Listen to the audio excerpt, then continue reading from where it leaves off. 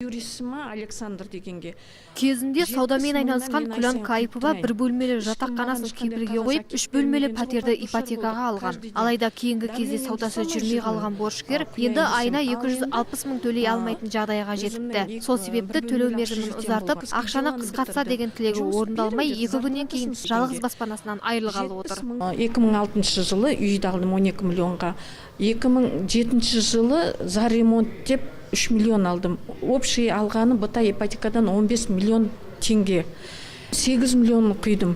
15 миллионның үстіне тағы 8 миллион қосып, 22 миллион менің мойныма салып берді. Мен оған да келістім.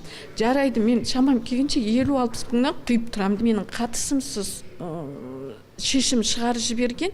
Енді 16 күні выселять етеміз дейді. Үйден шығарамыз дейді. Сондай-ақ бүгін ипотекаға үй алған халықтың қамын ойлаған қоғамдық қозғалыстар мен қоғам қайраткерлерінің, заңгерлер мен қорғаушылардың басын қосқан дөңгелек үстел өтті. Банктер жылына 16-18% мөлшерін 50-150%-ға заңсыз арттырады дейді қоғамдық қозғалыстың белсенділері. Банктер екі талап қояды. Бірінші, қалай болса да төлейсің. Екіншісі, қандай да бір дағдарыс болса, баспананы қайтарасын. Басқа нұсқасы жоқ. Бұл дұрыс емес. Осы себептен қаншама адам өмірден бас кешіп кетіп жатыр. Біздің қолымызда ипотекасын төлей алмай, өзін өлімге қиған адамдардың тізімі де бар. Ал заңгер Ерлан Қалиев бұл мәселеге бір жақты қарауға болмайды дейді. Оның айтуынша, қарыз алған екен, демек кінәлі деу қателік. Мұның өзі саясат дейді заңгер. 100 мың алып, 78 мың төліп, 500 мың доллар қарыз болып қалған деген басқа сыймайтын нәрсе ғой мысалы. Оның бәрі бүгінгі банкілердің, олар біріншіден не? Олар хозяйствующий субъект.